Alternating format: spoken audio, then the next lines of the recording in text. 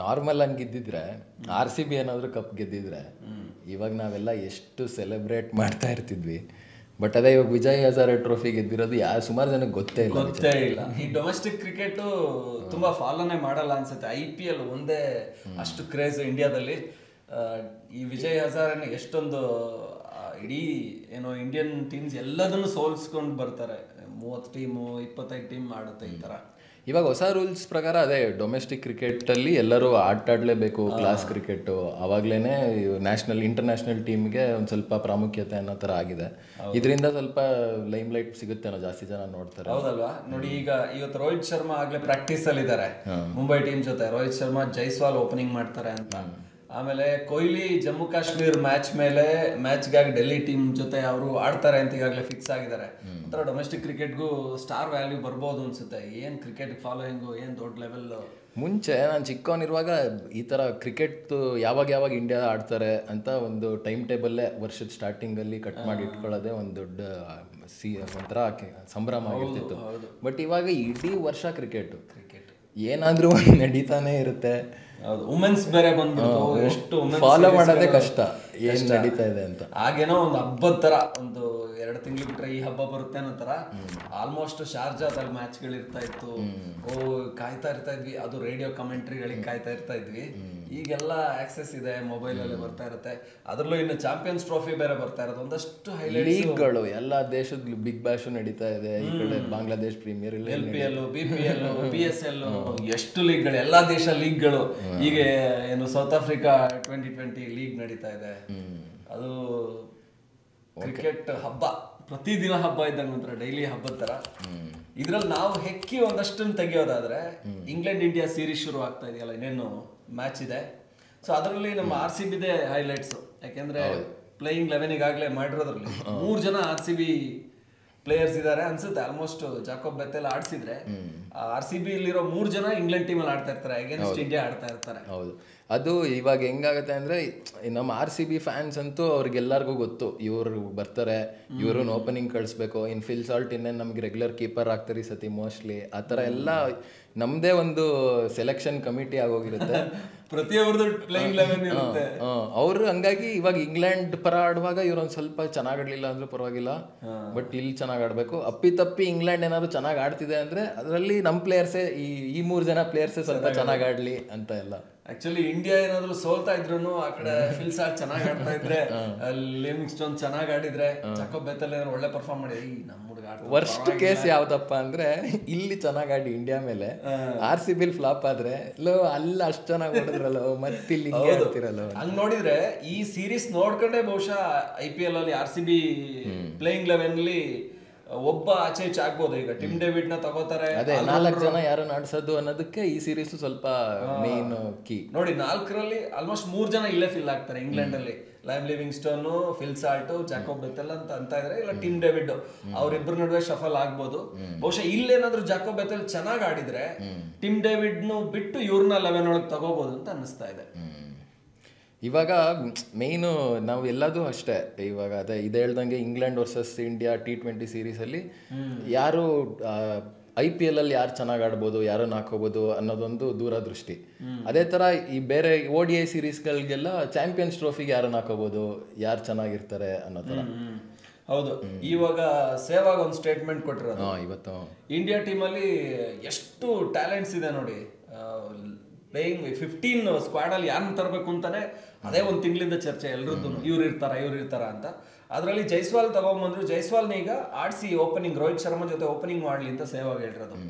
ಈ ಜೈಸ್ವಾಲ್ದು ನನಗೇನು ಗೊತ್ತಾ, ನಾವು ಮುಂಚೆ ಎಲ್ಲ ಫಸ್ಟ್ ಟೆಸ್ಟ್ ಇತ್ತು, ಆಮೇಲೆ ODI ಬಂತು. ODI ಟೆಸ್ಟ್ ಟೀಮ್ಗಳು ಆಲ್ಮೋಸ್ಟ್ ಸಿಮಿಲರ್ ಇರ್ತಿತ್ತು, ಒಬ್ಬರು ಪ್ಲೇಯರ್ಸ್ ಚೇಂಜ್ ಇರ್ತಿದ್ರು. ಆಮೇಲೆ T20 ಬಂದಮೇಲೆ ಫಸ್ಟ್ ಇಂಡಿಯಾ ಎಕ್ಸ್ಪೆರಿಮೆಂಟ್ ಮಾಡಿದ್ರು. ಬಟ್ ಸ್ಟಾರ್ಟಿಂಗಲ್ಲಿ T20 ಟೀಮು ಆಲ್ಮೋಸ್ಟ್ ಸಿಮಿಲರ್ ಇರ್ತಿತ್ತು, ಒಂದು ಸ್ವಲ್ಪ ಚೇಂಜಸ್ ಇರ್ತಿತ್ತು. ಬಟ್ ಯಾವಾಗಲೂ ಹೆಂಗಪ್ಪ ನಾವು ಅರ್ಥ ಮಾಡ್ಕೊಂಡಿರೋದು ಅಂದರೆ, ಇಲ್ಲ ಅವರು ಟೆಸ್ಟ್ ಪ್ಲೇಯರ್ ಆಗಿರ್ತಾರೆ, ಇಲ್ಲ ಒಡಿಬಡಿ T20 ಪ್ಲೇಯರ್ ಆಗಿರ್ತಾರೆ ಅಂತ. ಈ ಜೈಸ್ವಾಲ್ನ ಪಾಪ ಟೆಸ್ಟ್ಗೂ ಆಡಿಸಿದ್ದಾರೆ, T20ಗೂ ಆಡಿಸಿದ್ದಾರೆ. ಟೆಸ್ಟಲ್ಲೂ ಒಂದು 20 ಮ್ಯಾಚ್ ಆಡಿ ಒಂದು 200 ಹೊಡೆದಿದ್ದಾರೆ. ಇಲ್ಲೂ T20ಲೂ ಆಗಲೇ ಸೆಂಚುರಿ ಹೊಡೆದಿದ್ದಾರೆ ಒಂದು 20 ಮ್ಯಾಚ್ ಆಡಿ. ಬಟ್ ಮಧ್ಯದಲ್ಲಿರೋ ODIಗೆ ಇವ್ರಿಗೆ ಚಾನ್ಸ್ ಸಿಗ್ತಿಲ್ಲ, ಒಂದು ಮ್ಯಾಚ್ ಆಡಿಲ್ಲ. ಇದು ಅಷ್ಟು ಟ್ಯಾಲೆಂಟ್ಸ್ ಇದೆ ಇಂಡಿಯಾದಲ್ಲಿ ಅಂದ್ರೆ ಯಾರನ್ನ ತಗೋಬೇಕಲ್ಲಿ. ಸಂಜು ಸ್ಯಾಮ್ಸನ್ ತಗೊಳ್ಳಿಲ್ಲ ಅಂತ ಒಂದಷ್ಟು ಜನ ಚರ್ಚೆ ಮಾಡ್ತಾ ಇದ್ದಾರೆ. 100 ಮೇಲೆ 100 ಹೊಡೆದ್ರು ಸಂಜು ಸ್ಯಾಮ್ಸನ್ ತಗೊಳ್ಳಿಲ್ಲ ಅಂತ. ಇನ್ನು ನಮ್ ಕರುಣ್ ನಾಯರ್ ತಗೋತಾ ಇಲ್ಲ, ಅಷ್ಟು ಅಂತ ಪರ್ಫಾರ್ಮೆನ್ಸ್. ಅಜಿತ್ ಅಗರ್ಕರೆ ಕ್ಲಾರಿಟಿ ಕೊಟ್ರು, ಈ ಫ್ರೇಮ್ ಅಲ್ಲಿ ಬರ್ತಾ ಇಲ್ಲ ಅವರು. ಅಂದ್ರೆ ಈ ಚಾಂಪಿಯನ್ಸ್ ಟ್ರೋಫಿ ಸ್ಕ್ವಾಡ್ ಸೆಲೆಕ್ಟ್ ಮಾಡ್ಕೊಳಕ್ 2 ತಿಂಗಳಿಂದ ನಮ್ ಪ್ರಿಪರೇಷನ್ ಇದೆ, ಯಾರನ್ನ ತಗೋಬೇಕು ಅಂತ. ಬಹುಶಃ ಚಾಂಪಿಯನ್ಸ್ ಟ್ರೋಫಿ ಆದ್ಮೇಲೆ ಕನ್ನಡಿಗನಿಗೆ ಮತ್ತೆ ಕರುಣ್ ನಾಯರ್ಗೆ ಚಾನ್ಸ್ ಸಿಗ್ಬೋದು ಅಂತ ಅನ್ಸುತ್ತೆ. ನಾನದೇ ಈ ವಿಜಯ್ ಹಜಾರೆ ಟ್ರೋಫಿಯಲ್ಲಿ ಯಾರು ಹೈಯೆಸ್ಟ್ ರನ್ ಗೆಟರ್ಸ್ ಅಂತ ನೋಡ್ತಾ ಇದ್ದೆ ಆಯ್ತಾ. ಮೇನ್ ಅದ್ರಲ್ಲಿ ಟಾಪ್ ಅಲ್ಲಿ ಇರೋರು ಯಾರು ಚಾಂಪಿಯನ್ಸ್ ಟ್ರೋಫಿ ಸ್ಕ್ವಾಡ್ ಅಲ್ಲೇ ಇಲ್ಲ. ಕರುಣ್ ನಾಯರ್ ಆಗಿರ್ಬೋದು, ಮಯಾಂಕ್ ಅಗರ್ವಾಲ್ ಆಗಿರ್ಬೋದು, ಮೇನ್ ಪ್ಲೇಯರ್ಸ್ ಯಾರನ್ನು ತಗೋತಾನೆ ಇಲ್ಲ. ನೋಡಿ ಅಲ್ಲಿ ಇವರು ಶೋರೆ ಇದಾರೆ, ಅವರು ಕೂಡ 3rd ಹೈಯೆಸ್ಟ್ ರನ್ ಗೆಟರ್. ಹೌದು, ಅವರು ಇಲ್ಲೇನಿಲ್ಲ, ಧ್ರುವ್ ಶೋರೆ ಅವರು ಅಪೋಸಿಟ್ ಟೀಮ್ ವಿದರ್ಭದಲ್ಲಿ ಇದ್ದವರು. ಹೌದು.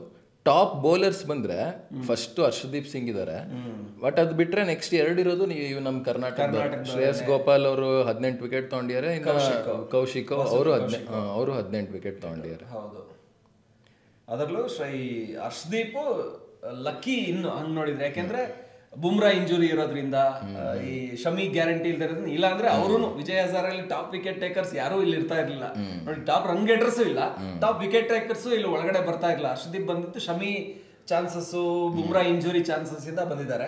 ಬಟ್ ಬಹುಶಃ ಇನ್ನೊಂದು ಕ್ಯೂರಿ ಅದೇ ಜೈಸ್ವಾಲ್ ಹೇಳಕ್ ಬಂದಾಗ ನನ್ಗನ್ಸಿದ್ದು, ಜೈಸ್ವಾಲ್ ನ 11 ಒಳಗೆ ಆಡ್ಸಿದ್ರೆ ಒಳ್ಳೇದು ಅನ್ಸುತ್ತೆ. ಯಾಕೆಂದ್ರೆ ನೋಡಿ, ನಮ್ಗೆ ಈ right and left hand combination ಇಲ್ವೇ ಇಲ್ಲ ಅಲ್ಲಿ. ನೀವು ರೋಹಿತ್ ಶರ್ಮಾ ಜೊತೆ ಶುಭ್ಮನ್ ಗಿಲ್ ಆಡ್ಸಿದ್ರೆ, ಆಮೇಲೆ ಬರೋದು ಯಾರು, ನಿಮ್ಗೆ ವಿರಾಟ್ ಕೊಹ್ಲಿ ಬರ್ತಾರೆ. ಆಮೇಲೆ ನಿಮ್ಗೆ ಈ ರಿಷಬ್ ಪಂತ್ ವರ್ಗೂ ಕಾಯ್ಬೇಕು. ಇನ್ ಕೇಸ್ ರಿಷಬ್ ಪಂತ್ ಬದಲು ರಾಹುಲ್ ಆಡ್ಸಿದ್ರು ಅನ್ಕೊಳ್ಳಿ, ಮತ್ತೆ ರೈಟ್ ಹ್ಯಾಂಡರ್, ಮತ್ತೆ ಶ್ರೇಯಸ್ ಅಯ್ಯರ್ ಬರ್ತಾರೆ, ಮತ್ತೆ ರೈಟ್ ಹ್ಯಾಂಡರ್. ನಿಮ್ಗೆ ಓಪನಿಂಗ್ ಅಲ್ಲಿ ಮಿಡ್ಲ್ ಆರ್ಡರ್ ವರ್ಗೂ ರೈಟ್ ಹ್ಯಾಂಡರ್ಸ್ ಇದ್ದಾರೆ. ಲೆಫ್ಟ್ ಹ್ಯಾಂಡ್ ಕಾಂಬಿನೇಷನ್ ಇಲ್ಲ ಅಂತ ಹೇಳಿದ್ರೆ ಅಪೋಸಿಟ್ ಟೀಮ್ ಈಸಿ ಆಗ್ಬಿಡುತ್ತೆ. ಸೊ ಜೈಸ್ವಾಲ್ ತಂದ್ರೆ ಬಹುಶಃ right hand left hand combination easy ಆಗುತ್ತೆ ಅಂತ ಅನ್ಸುತ್ತೆ. ಜಡೇಜಾ, ಅಕ್ಷರ್ ಪಟೇಲ್ ಒಂದ್ ಸ್ವಲ್ಪ ಆಡ್ಬೋದು ಲೆಫ್ಟ್ ಹ್ಯಾಂಡ್, ಬಟ್ ಅವರು ಮಿಡಲ್ ಆರ್ಡರ್ ಬರ್ತಾರೆ ಅವರು. ಹಂಗಾಗಿ ಚಾಂಪಿಯನ್ಸ್ ಟ್ರೋಫಿ ಒಂಥರ ಈ ದುಬೈಯಲ್ಲಿ ಬೇರೆ ಇಂಡಿಯಾಗ ದುಬೈ ಪಿಚ್ ಏನು ಅಂತ ಈಗಾಗಲೇ ಶುರು ಮಾಡಿದ್ದಾರೆ. ಮತ್ತೆ ಈ ಸೀಮರ್ಸ್ ತುಂಬಾ ಇಂಪಾರ್ಟೆಂಟ್ ಅಂತ, ಯಾಕೆಂದ್ರೆ ಪವರ್ ಪ್ಲೇ ಅಲ್ಲಿ ತುಂಬಾ ಸೀಮರ್ಸ್ಗೆ ಜಾಸ್ತಿ ಇದಿದೆ, ಅಂದ್ರೆ ಇಫೆಕ್ಟಿವ್ ಇರ್ತಾರೆ, ಜೊತೆಗೆ ವಿಕೆಟ್ ಸಿಗುತ್ತೆ. ಹಂಗಾಗಿ ದುಬೈ ಪಿಚ್ಗಳಲ್ಲಿ ಸ್ಪಿನ್ ಪಿಚ್ ಆಗಿರಲ್ಲ ಅಂತೇಳಿ ಒಂದು, ಈ ಬುಮ್ರಾ ಏನಾದ್ರು ಇಲ್ದಿದ್ರೆ ಹೆಂಗೆ ಅನ್ನೋ ಟೆನ್ಷನ್ ಇದೆ. ಸೊ ಬುಮ್ರಾ ಇಲ್ದಿದ್ರೆ ಯಾರು ರಿಪ್ಲೇಸ್ ಮಾಡ್ತಾರೆ ಅಂತ. ಬಟ್ ಬುಮ್ರಾ ಇರ್ಬೋದು, ಅಷ್ಟೊತ್ತಿಗೆ ಫಿಟ್ ಆಗ್ಬೋದು ಅಂತ ಯೋಚನೆ ಮಾಡ್ತಾ ಇದ್ದಾರೆ. ಇವಾಗ ನೀವು ಬುಮ್ರಾ ಅಂತಿರುವಾಗ ನೆನಪಾಯ್ತು, ಮೊನ್ನೆ ಕೋಲ್ಡ್ ಪ್ಲೇ ಕಾನ್ಸರ್ಟ್ ನಡೀತಲ್ಲ ಮುಂಬೈಯಲ್ಲಿ, ಅಲ್ಲಿ ಕ್ರಿಸ್ ಮಾರ್ಟಿನ್ ನಾವು ಇಂಗ್ಲೆಂಡ್ ಅವರು ನಿಮ್ಮನ್ನು ತುಂಬ ಎಕ್ಸ್ಪ್ಲಾಯ್ಟ್ ಮಾಡಿರೋದಕ್ಕೆ ಸಾರಿ ಅಂತೆಲ್ಲ ಕೇಳ್ಬಿಟ್ಟು ಕೊನೆಗೆ ಫೈನಲ್ ಅವ್ರದ್ದು ಹಾಡು ಹೇಳೋಕ್ಕೂ ಮುಂಚೆ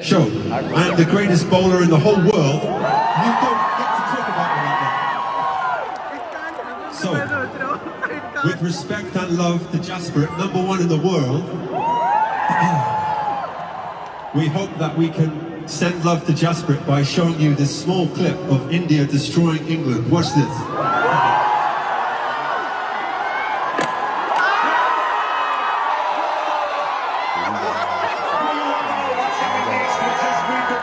ಕೋಲ್ಡ್ ಪ್ಲೇ ಕಾನ್ಸರ್ಟಲ್ಲಿ ಬುಮ್ರಾನು ಅದ್ರ ಬಗ್ಗೆ ಟ್ವೀಟ್ ಮಾಡಿದ್ರು, ಇನ್ಸ್ಟಾಗ್ರಾಮಲ್ಲೆಲ್ಲ ಹಾಕೊಂಡಿದ್ರು, ಮೇಡ್ ಮೀ ಸ್ಮೈಲ್ ಅಂತ.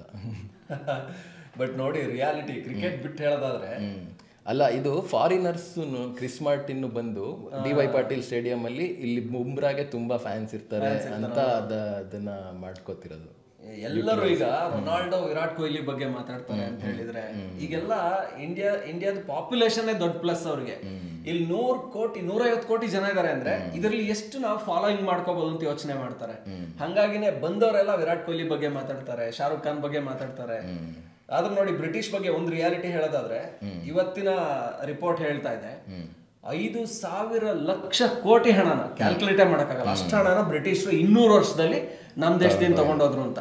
ಅಂದ್ರೆ ಯಾವ ಬಿಸ್ನೆಸ್ ಇಂದನೂ ದುಡಿಯಲಾಗದಿರೋ ಅಷ್ಟು ದುಡ್ಡು, 5,000 ಲಕ್ಷ ಕೋಟಿ ಅಂದ್ರೆ ಅದನ್ನ ಇಮ್ಯಾಜಿನ್ ಮಾಡ್ಕೊಳಕ್ಕಾಗಲ್ಲ ಅಷ್ಟು. ಅದಕ್ಕೆ ಅವ್ರು ಸಾರಿ ಕೇಳಿದ್ದಿರ್ಬೇಕು, ಯಾಕೆಂದ್ರೆ ನಿಮ್ಮನ್ನ ಅಷ್ಟು ಎಕ್ಸ್ಪ್ಲಾಯ್ಟ್ ಮಾಡಿದ್ವಿ ನಾವು ಅಂತ. ಸೊ ಹಂಗಾಗಿ ನೋಡಿ ಎಷ್ಟೊಂದು ತಗೊಂಡೋಗಿದ್ದಾರೆ. ಬಟ್ ಅದೇ ನೋಡಿ, ಅದಕ್ಕೇನೆ ಅವ್ರು ಸಾರಿ ಕೇಳಿ ಬುಮ್ರಾ ಯಾರ್ಕರ್ಗೆ ಮುಂದೆ ನಾವು ಸೂಪರ್ ಅಂತೇಳಿ ಅವ್ರಿಗೆ ಮೆಚ್ಚುಗೆ.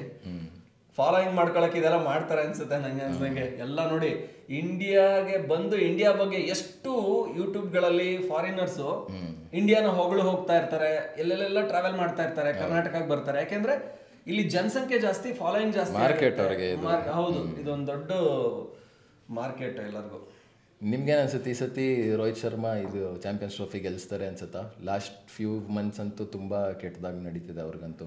ನೋಡಿ ಹೇಳಕ್ಕೆ ಬರಲ್ಲ, ಈಗ ವರ್ಲ್ಡ್ ಕಪ್ ಇತ್ತಲ್ಲ, ಅಷ್ಟು ಮ್ಯಾಚ್ ಗೆದ್ಕೊಂಡ್ಬಂದು ಆಸ್ಟ್ರೇಲಿಯಾ ಮೇಲೆ ಸೋತೋಗಿದ್ದು. ಇದನ್ನ ಯಾರು ಎಕ್ಸ್ಪೆಕ್ಟು ಮಾಡಿರಲಿಲ್ಲ ಈ ತರ ಆಗ್ಬೋದು ಅಂತ. ಯಾರಿಗೂ 2023 ಏನ್ ಅಂತ ಒಳ್ಳೆ ಟೀಮ್ ಇತ್ತು, ಬಟ್ ಲಾಸ್ಟ್ ಆ ಒಂದು ಟ್ರಾವಿಸ್ ಹೆಡ್ ಪೂರ್ತಿ ಇಡೀ ಟೀಮ್ ಸೋತೋಗ್ಬಿಡ್ತು ಅವ್ರ ಮುಂದೆನೆ. ಹಂಗಾಗಿ ಒಳ್ಳೆ ಟೀಮ್ ಇದೆ ಇಂಡಿಯಾದಂತ, ಬೆಸ್ಟ್ ಟೀಮು, ಬೆಸ್ಟ್ ಟ್ಯಾಲೆಂಟ್ಸು ಎಲ್ಲ ಅಂದ್ರೆ ಎಲ್ಲ ಇದನ್ನು ಟಿಕ್ ಮಾಡಿದ್ದಾರೆ. ಸೊ ಹಾಗಿರುವಾಗ ಗೊತ್ತಿಲ್ಲ, ಕ್ರಿಕೆಟ್ ಅಂದ್ರೆ ಆ ದಿನದ ಗೇಮ್ ಅಂತ ಹೇಳ್ತಾರೆ, ಆ ದಿನ ಏನಾಗುತ್ತೋ ಗೊತ್ತಿಲ್ಲ ಅಂತ. ಬಟ್ ಬೆಸ್ಟ್ ಟೀಮ್ ಇದೆ. ಇವತ್ತು ಹೊಸ ನ್ಯೂಸ್ ಏನಪ್ಪ ಅಂದರೆ, ಪ್ರತಿ ಸತಿ ಯಾವ್ದಾದ್ರು ICC ಟೂರ್ನಮೆಂಟ್ ಆದಾಗ ಆ ಹೋಸ್ಟ್, ಆ ಮೇನ್ ಲೋಗೋ ಮತ್ತೆ ಹೋಸ್ಟ್ದೆಲ್ಲ ಪ್ರಿಂಟ್ ಆಗಿರುತ್ತೆ ಜರ್ಸಿ ಮೇಲೆ. ಪಾಕಿಸ್ತಾನದ್ದು ಹೆಸರನ್ನ ನಾವು ಹಾಕಲ್ಲ ಅಂತ BCCI ಹೇಳಿದೆ. ಇನ್ನು ಪಾಕಿಸ್ತಾನಲ್ಲಿ ನಾವು ಮ್ಯಾಚಸ್ ಅಂತೂ ಆಡ್ತಿಲ್ಲ, ಇಂಡಿಯಾ ಮ್ಯಾಚ್ಗಳೆಲ್ಲ ದುಬೈಯಲ್ಲಿ ನಡೀತಿರೋದು. ಮೇನ್ ಫೈನಲ್ಸು ಇಂಡಿಯಾ ಹೋದ್ರೆ ದುಬೈಯಲ್ಲಿ ನಡೆಸ್ತೀವಿ, ಇಲ್ಲಾಂದ್ರೆ ಲಾಹೋರ್ ಅಂತ ಫಿಕ್ಸ್ ಮಾಡ್ಯಾರ ಪಾಕಿಸ್ತಾನ ಬೋರ್ಡ್ ಅವರು. ಇನ್ ಇಂಡಿಯಾ ಇದು ಜರ್ಸಿ ಮೇಲೂ ನಾವ್ ಹೆಸರು ಹಾಕ್ಸಲ್ಲ, ಒಂಥರ ಆ ದೇಶದಲ್ಲೇ ಆಡ್ತಿಲ್ಲ ಅಂದಾಗ ಆ ದೇಶದ ಹೆಸರೇನಕ್ಕೆ ಹಾಕೋಬೇಕು ಅಂತ. ಇದು ಸುಮಾರು ಜನ ಈ ಪಾಲಿಟಿಕ್ಸ್ ಎಲ್ಲ ಏನಕ್ಕೆ ತರ್ತಾ ಇದ್ದೀರಾ ಕ್ರಿಕೆಟಲ್ಲಿ ಅಂತ ನಿಮ್ಗೇನು ಅನ್ಸುತ್ತೆ? ಇದು ಓಕೆ, ಒಳ್ಳೆ ಬೆಳವಣಿಗೆ, ಕಂಟ್ರಿ ಫಸ್ಟ್ ಅಂತ ಅನ್ಸುತ್ತಾ, ಅಥವಾ ಇದು ಸ್ಪೋರ್ಟ್ಸಲ್ಲಿ ಅದನ್ನೆಲ್ಲ ನೋಡಬಾರ್ದು ಅನ್ಸುತ್ತಾ? ಹೆಂಗೆ ಅನ್ಸುತ್ತೆ? ಏನು ಅಂದರೆ, ಇದು ಕ್ರಿಕೆಟ್ ಅನ್ನೋದು ಅಂತ ಬಂದಾಗ ಇಡೀ ದೇಶನೇ, ನಾವು ಕೂಡ ಎಷ್ಟೋ ಪಾಕಿಸ್ತಾನಿ ಪ್ಲೇಯರ್ಸ್ ಆಟ ನೋಡಿ ಖುಷಿ ಪಡ್ತೀವಿ. ಅವರು ಕೂಡ ವಿರಾಟ್ ಕೊಹ್ಲಿ ಎಷ್ಟು ಫ್ಯಾನ್ಸ್ ಇದ್ದಾರೆ ಪಾಕಿಸ್ತಾನದಲ್ಲಿ, ವಿರಾಟ್ ಕೊಹ್ಲಿಗಿರೋ ಫ್ಯಾನ್ಸ್ ಪಾಕಿಸ್ತಾನಿ ಪ್ಲೇಯರ್ಸ್ಗೆ. ಇದನ್ನ ದೇಶ ಮೀರಿ ಕ್ರಿಕೆಟ್ನ ನೋಡ್ತಾರೆ. ಆದರೆ ನೇಷನ್ ಫಸ್ಟ್ ಅಂತ ಬಂದಾಗ ನಮ್ಮ ದೇಶದ ಏನು ರೂಲ್ಸ್ ಏನಿರುತ್ತೆ ಅದನ್ನ ಪ್ಲೇಯರ್ಸ್ ತಗೊಳ್ಳೇಬೇಕಾಗುತ್ತೆ. ಹಂಗಾಗಿ ಬಹುಶಃ ಶರ್ಟ್ ಮೇಲೆ ನೇಮ್ ಇರಲ್ಲ ಅಂತ ಅನ್ಸುತ್ತೆ, ಹಂಗೆ ಹೋಗ್ತಾರೆ ಅನ್ಸುತ್ತೆ. ಇನ್ನು ಆಡ್ತಾನೆ ಇಲ್ಲಲ್ಲ, ದುಬೈಯಲ್ಲಿ ಒಂದು ಏನು ಬೇರೆ ಹೈಬ್ರಿಡ್ ಮಾದರಿ ಮಾಡ್ತಾ ಇದ್ದಾರೆ. ಬಹುಶಃ ಚೆನ್ನಾಗಿರುತ್ತೆ ಅಂತ ಅನ್ಸುತ್ತೆ ನಂಗೆ ಅನ್ಸಂಗೆ. ಏನ್ ಅದ್ರ ಬಗ್ಗೆ ಅವರು ಏನ್ ಕಿರಿಕ್ ಮಾಡಕ್ಕಾಗಲ್ಲ, ಯಾಕೆ BCCI is the boss. ICC ಏನಿದ್ರು BCCIನೇ ರೂಲ್ ಮಾಡ್ತಾ ಇರೋದು. ಇನ್ನೇನ್ ಜೈಶಾನೇ ಅಲ್ಲಿ ಪ್ರೆಸಿಡೆಂಟ್ ಆಗಿದ್ದಾರೆ, ಇನ್ನೇನು ಅವ್ರು ಹೇಳಿದ್ದೆ ನಡೆಯುತ್ತೆ. ಪಾಕಿಸ್ತಾನ ಏನೇ ಕಿರಿಕ್ ಮಾಡಿದ್ರು ಅದು ನಡೆಯಲ್ಲ. ಇವಾಗ T20 ಸೀರೀಸ್ ಇವಾಗ ಮೋಸ್ಟ್ ಎಕ್ಸೈಟಿಂಗ್ ಸದ್ಯದ್ರಲ್ಲಿ. ಮತ್ತೆ WPL ಇದೆ February 14th ಇಂದ. ವುಮೆನ್ IPL ಅಂತ ಬಂದಾಗ ಕಳೆದ ಬಾರಿ ಚಾಂಪಿಯನ್ಸ್ ಆಗಿದ್ದೀವಿ RCB. ಸ್ಮೃತಿ ಮಂದನ ಸಿಕ್ಕಾಬಟ್ಟೆ ಒಳ್ಳೆ ಫಾರ್ಮಲ್ ಇದ್ದಾರೆ. ಲಾಸ್ಟ್ ಫಾರ್ಮಲ್ ಇರಲಿಲ್ಲ, ಈ ಲಾಸ್ಟ್ ಸೀರೀಸ್ ಇಂದ ಸಿಕ್ಕಾಬಟ್ಟೆ ಒಳ್ಳೆ ಫಾರ್ಮ್, 100 ಮೇಲೆ 100 ಹೊಡಿತಾ ಇದ್ದಾರೆ. ಇನ್ನು ಅಂಡರ್-19 ವರ್ಲ್ಡ್ ಕಪ್ ಬೇರೆ ಆಗ್ತಾ ಇದೆ. ಅಂಡರ್-19 ವರ್ಲ್ಡ್ ಕಪ್ ವುಮೆನ್ಸ್ ಮಲೇಷ್ಯಾದಲ್ಲಿ ಆಗ್ತಾ ಇರೋದ್ರಲ್ಲಿ ಜೋಶಿತಾ ವಿಜಯ್ ಅಂತ RCB ಲಾಸ್ಟ್ ಟೈಮ್ ಬಿಡ್ ಮಾಡಿ ತಗೊಂಡ್ರು ಆಕ್ಷನ್ಲಿ, ಮಿನಿ ಆಕ್ಷನ್ಲಿ. ಅವರು ಪ್ರತಿ ಮ್ಯಾಚಲ್ಲೂ 2-3 ವಿಕೆಟ್ ತಗೋತಾ ಇದ್ದಾರೆ. ಒಳ್ಳೆ medium fast bowler. So RCB ಅವರು ಇನ್ನೊಂದು ಬದಲಾವಣೆ ಆಗಿದೆ, ಎಲ್ರಿಗೂ ಗೊತ್ತಿರುತ್ತೆ. ಚಾರ್ಲಿ ಡೀನ್ ಇಂಗ್ಲೆಂಡ್ ಫಾಸ್ಟ್ ಇದು ಆಲ್ರೌಂಡರ್ ಬಂದಿದ್ದಾರೆ. ಸೋಫಿ ಮೊಲಿನೋಕ್ಸ್ ಲಾಸ್ಟ್ ಫೈನಲ್ ಮ್ಯಾಚ್ ಅಲ್ಲಿ ಈ ಮ್ಯಾಚ್ ಗೆಲ್ಸ್ಕೊಟ್ಟವ್ರೆ ಪಾಪ ಆಲ್ರೌಂಡರ್. ಸೊ ಅವರೇ ಮ್ಯಾಚ್ ಗೆಲ್ಸ್ಕೊಟ್ಟಿದ್ದು, ಅವ್ರಿಗೆ ರಿಪ್ಲೇಸ್ಮೆಂಟ್ ಆಗಿ ಚಾರ್ಲಿ ಡೀನ್ ಬಂದಿದ್ದಾರೆ. ಹಂಗಾಗಿ ಚಾರ್ಲಿ ಡೀನ್ ನೋಡೋಣ, ಗೊತ್ತಿಲ್ಲ, ಅವ್ರು ಮಿಸ್ಸಿಂಗ್ ಅಂತ ಅನಿಸ್ತಾ ಇದೆ. ಒಳ್ಳೆ ಆಲ್ರೌಂಡರು. ಆದ್ರೂ ಟೀಮ್ ಬಿಡಿ ಎಲ್ಲ ಪ್ರತಿ ಪ್ಲೇಯರ್ ಕೂಡ ಎಫಿಷಿಯೆಂಟ್ ಅಂತ ಅನಿಸ್ತಾರೆ. ಈ ಸಾರಿ RCB ಹೆವಿ ಸ್ಟ್ರಾಂಗ್ ಇದೆ ವುಮೆನ್ಸ್ IPL ಟೀಮ್ ಈ ಸಾರಿ. ಓಕೆ, ನೋಡೋಣ, ಸಿಗೋಣ, ಮತ್ತೆ ಬಂದು ಕೂರ್ತೀವಲ್ಲ. ಮತ್ತೆ ಮುಂದಿನ ಅಪ್ಡೇಟ್ಸ್ ಜೊತೆ ಬರ್ತಾ ಇರೋಣ. ನೆಕ್ಸ್ಟ್ ಎಪಿಸೋಡ್ ಸ್ವಲ್ಪ ಜಾಸ್ತಿ ಇಂಟ್ರೆಸ್ಟಿಂಗ್ ಆಗಿರುತ್ತೆ. ಕ್ಯಾಚ್ ನಡೀತಾ ಇರುತ್ತೆ, ಪಿಚ್ಚಲ್ಲಿ ಏನೇನಿದೆ ಅನ್ನೋದನ್ನ ಕ್ಯಾಚ್ ಮಾಡಿ ನಿಮ್ಮ ಮುಂದೆ ಇಡೋಣ.